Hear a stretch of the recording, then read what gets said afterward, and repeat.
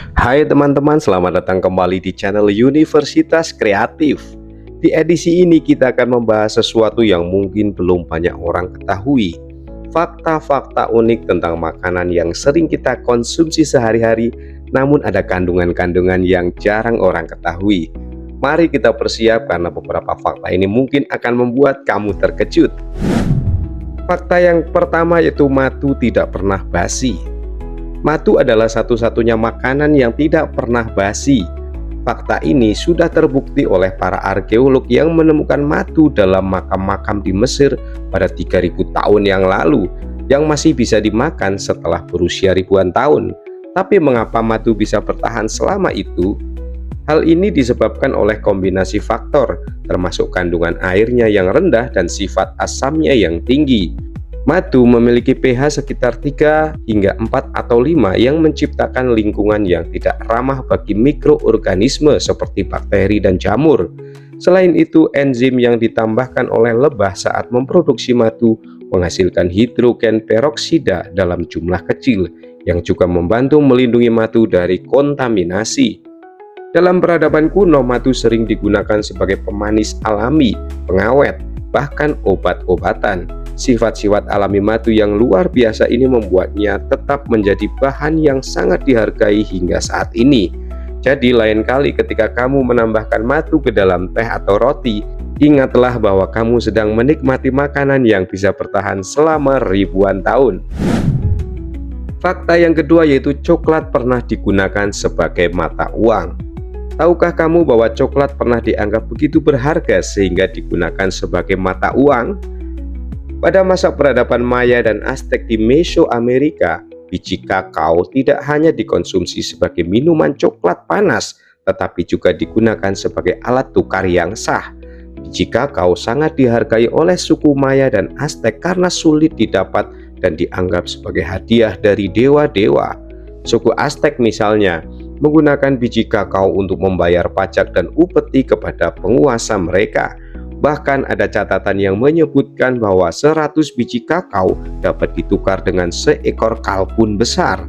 Minuman coklat pada masa itu berbeda jauh dengan yang kita kenal sekarang. Coklatnya pahit tidak manis dan sering dicampur dengan rempah-rempah atau cabai. Namun ini adalah salah satu minuman paling dihormati terutama di kalangan bangsawan dan prajurit. Peran coklat sebagai mata uang berakhir setelah kolonialis Eropa membawa biji kakao kembali ke benua mereka dan mulai mengembangkan coklat sebagai makanan manis. Namun, kisah coklat sebagai mata uang tetap menjadi salah satu contoh menarik tentang bagaimana makanan bisa menjadi simbol kekayaan dan kekuasaan. Fakta yang ketiga yaitu wortel dulu berwarna ungu. Wortel yang kita kenal sekarang biasanya berwarna oranye. Tetapi tahukah kamu bahwa wortel dulunya berwarna ungu? Sebelum abad ke-17, wortel berwarna ungu, merah, putih, dan kuning adalah yang paling umum ditemukan di seluruh dunia. Pada abad ke-17, petani Belanda mengembangkan varietas baru yang berwarna oranye sebagai penghormatan kepada keluarga kerajaan Belanda. Warna oranye ini berasal dari tingginya kandungan beta-karoten, yang juga merupakan prekursor vitamin A dan sangat bermanfaat bagi kesehatan mata. Wortel oranye kemudian menjadi populer di seluruh dunia dan menggantikan varietas lain yang berwarna-warni. Namun di beberapa tempat seperti di India dan negara-negara Timur Tengah, wortel ungu dan merah masih bisa ditemukan dan digunakan dalam masakan tradisional. Kisah ini menunjukkan bagaimana preferensi budaya dan politik bisa mempengaruhi keberagaman tanaman pangan yang kita kenal saat ini.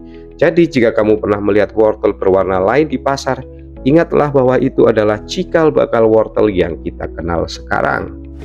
Kita beranjak ke fakta yang keempat, yaitu tomat pernah dianggap beracun. Pada awal diperkenalkan di Eropa setelah penemuan dunia baru, tomat dianggap sebagai tanaman beracun oleh banyak orang.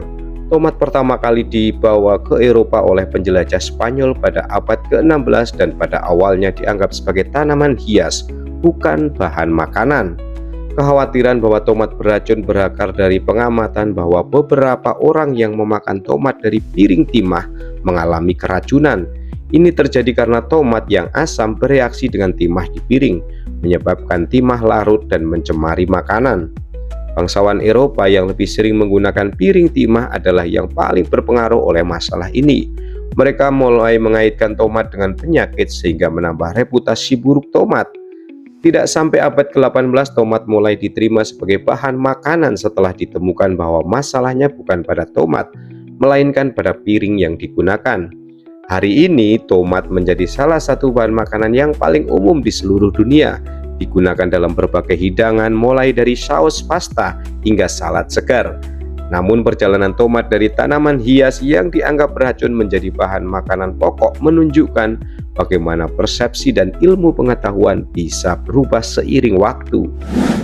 Fakta yang kelima yaitu kentang bisa menghasilkan listrik. Kentang yang kita kenal sebagai makanan pokok juga memiliki sifat elektrokimia yang unik, bisa digunakan untuk menghasilkan listrik. Percobaan sains sederhana yang sering dilakukan di sekolah-sekolah menunjukkan bahwa kentang dapat digunakan sebagai baterai untuk menyalakan lampu kecil atau jam. Kentang mengandung asam fosfat yang ketika dihubungkan dengan elektroda logam seperti tembaga dan seng dapat menghasilkan arus listrik. Reaksi kimia yang terjadi di dalam kentang antara asam fosfat dan logam tersebut menghasilkan energi listrik meskipun dalam jumlah yang sangat kecil. Meskipun kentang tidak cukup kuat untuk menggantikan baterai modern, percobaan ini menunjukkan bahwa bagaimana bahan-bahan alami yang kita makan sehari-hari juga memiliki potensi yang menarik di luar fungsi utamanya sebagai makanan. Jadi, jika kamu ingin mencoba percobaan sains di rumah, cobalah membuat baterai kentang dan lihat bagaimana bahan makanan bisa menghasilkan energi. Fakta yang keenam yaitu keju Roquefort hanya bisa dibuat di gua tertentu. Keju Roquefort, salah satu keju biru yang paling terkenal di dunia, hanya bisa diproduksi di desa Roquefort sur Sulzon di Prancis. Ini bukan hanya masalah tradisi tetapi juga kondisi geografis dan lingkungan yang sangat spesifik. Keju Roquefort dibuat dari susu domba difermentasi dengan jamur Penicillium roqueforti yang hanya bisa tumbuh dengan baik di gua-gua tertentu di desa tersebut. Gua-gua ini memiliki kondisi mikroklimat yang unik dengan suhu dan kelembapan yang stabil sepanjang tahun, yang sangat penting untuk proses pembuatan keju ini. Proses pembuatan keju Roquefort sangat diatur oleh hukum Prancis yang memastikan bahwa hanya keju yang diproduksi di wilayah ini yang bisa diberi label Roquefort. Keju ini dikenal dengan rasa kuat dan teksturnya yang khas, menjadikannya salah satu keju paling ikonik di dunia. Kisah keju Roquefort menunjukkan bagaimana lingkungan alam dan tradisi bisa berperan penting dalam produksi makanan, menjadikannya unik dan tidak bisa direplikasi di tempat lain. Kita bergeser kepada fakta yang ketujuh, air kelapa bisa dijadikan pengganti cairan infus. Air kelapa tidak hanya menyegarkan tetapi juga memiliki komposisi yang mirip dengan plasma darah manusia. Selama Perang Dunia Kedua, air kelapa pernah digunakan sebagai pengganti cairan infus dalam situasi darurat ketika persediaan cairan infus medis tidak tersedia. Air kelapa mengandung elektrolit yang sangat mirip dengan yang ditemukan dalam darah manusia, seperti natrium dan kalium, yang membuatnya cocok digunakan sebagai cairan infus. Namun penggunanya dalam situasi medis sangat terbatas dan hanya dilakukan dalam kondisi darurat ekstrim. Meski demikian, fakta ini menunjukkan betapa serbagunanya air kelapa. Selain sebagai minuman yang menyegarkan, air kelapa juga memiliki potensi medis yang tidak banyak diketahui. Jadi lain kali kalau kamu minum air kelapa, ingatlah bahwa ini bukan sekedar minuman biasa. Kita bergeser yang ke-8 yaitu fakta unik tentang cengkeh pernah menyebabkan perang. Cengkeh mungkin hanya rempah kecil yang sering kita gunakan untuk menambah aroma pada makanan. Tetapi di masa lalu cengkeh adalah salah satu komoditas paling berharga di dunia. Pada abad ke-15 dan 16, cengkeh begitu bernilai hingga menyebabkan perang antar bangsa.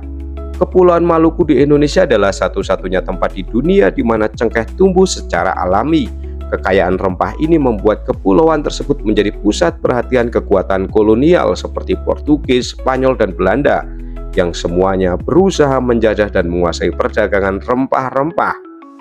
Belanda akhirnya berhasil memonopoli perdagangan cengkeh dengan menguasai Maluku, tetapi konflik ini menyebabkan banyak penderitaan bagi penduduk lokal. Kisah ini menunjukkan bagaimana makanan dalam bentuk rempah-rempah bisa menjadi penyebab konflik dan perubahan besar dalam sejarah dunia. Kita bergeser pada fakta yang ke-9, yaitu pisang adalah bunga bukan buah. Secara teknis pisang bukanlah buah melainkan bunga. Pohon pisang yang sebenarnya adalah tumbuhan herba terbesar di dunia, menghasilkan struktur besar yang dikenal sebagai jantung pisang, yang kemudian berkembang menjadi apa yang kita kenal sebagai tandan pisang.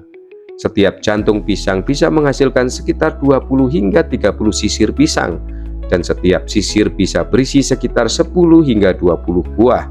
Pisang yang kita makan sebenarnya adalah buah yang berkembang dari ovarium bunga tersebut. Selain itu, semua jenis pisang yang kita konsumsi saat ini adalah hasil dari proses penyerbukan dan pemuliaan manusia, menjadikan tanaman budidaya yang sangat berbeda dari spesies liar aslinya. Jadi ketika kamu menikmati pisang, ingatlah bahwa kamu sebenarnya sedang memakan bagian bunga yang telah berkembang. Kita bergeser yang terakhir, yaitu yang ke-10. Kacang mete berasal dari buah jambu monyet. Tahukah kamu bahwa kacang mete sebenarnya adalah biji dari buah yang dikenal sebagai jambu monyet? Jambu monyet atau cassia apple adalah buah yang tumbuh di pohon jambu monyet, dan kacang mete yang kita konsumsi adalah biji yang terdapat di dalam buah tersebut. Proses mendapatkan kacang mete sangat rumit. Pertama, buah jambu monyet dipanen, kemudian bijinya dipisahkan dan dikeringkan. Kacang mete ini harus diproses dengan hati-hati karena mengandung minyak beracun yang bisa menyebabkan iritasi kulit. Kacang mete dikenal karena rasanya yang lezat dan teksturnya yang crispy, menjadikannya salah satu kacang paling populer di dunia. Namun, fakta bahwa kacang mete sebenarnya adalah biji dari buah yang unik ini menambah daya tarik tersendiri bagi pecinta makanan. Luar biasa bukan? Makanan yang kita konsumsi setiap hari ternyata menyimpan banyak cerita dan fakta unik yang mungkin belum pernah kita sadari. Dari madu yang abadi hingga pisang yang sebenarnya bunga, setiap makanan memiliki sejarah dan keunikan tersendiri. Jika kamu suka video ini, jangan lupa untuk like, share, dan subscribe Universitas Kreatif. Sampai jumpa di episode mendatang. See you next time.